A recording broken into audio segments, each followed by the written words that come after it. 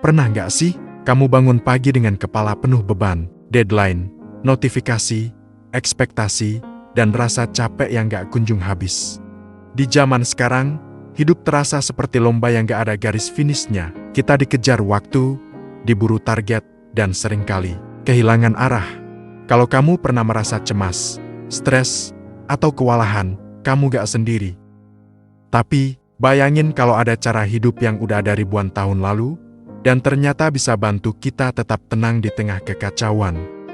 Untuk itu hari ini kita bahas Stoikisme.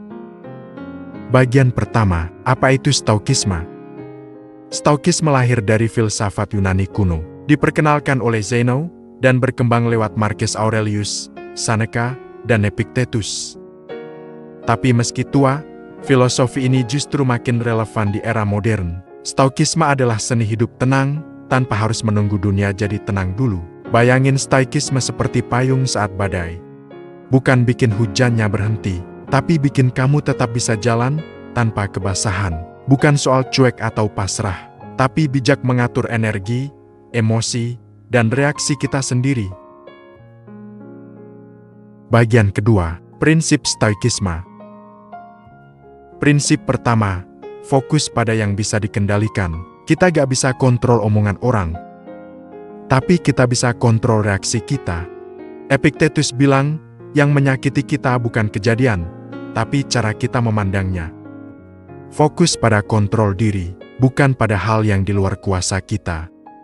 Prinsip kedua, terima yang tak bisa diubah. Bukan berarti pasrah, tapi sadar bahwa ada hal-hal di hidup ini yang tak akan selalu sesuai rencana.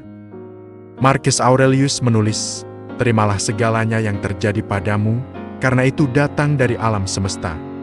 Jadi saat kehilangan datang, atau hal buruk terjadi, bukan tanya kenapa aku, tapi tanya, apa yang bisa aku pelajari? Prinsip ketiga, hidup sesuai akal sehat dan alam.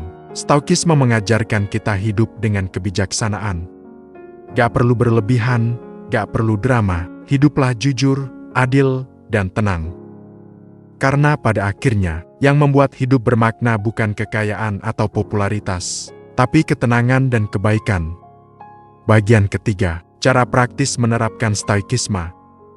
Cara pertama, premeditatio malorum, artinya, bayangkan hal buruk sebelum terjadi. Tujuannya bukan buat takut, tapi biar kita siap. Contoh, sebelum presentasi penting, bayangkan semua kemungkinan gagal. Dan pikirkan, apa yang bisa aku lakukan agar tetap tenang. Cara kedua, menulis jurnal. Tiap malam, ambil waktu 5 menit. Tulis, apa yang lo syukuri hari ini? Apa pelajaran hari ini? Apa yang lo bisa kendalikan besok? Dari menulis, kita belajar berdamai dengan pikiran sendiri. Cara ketiga, memento mori.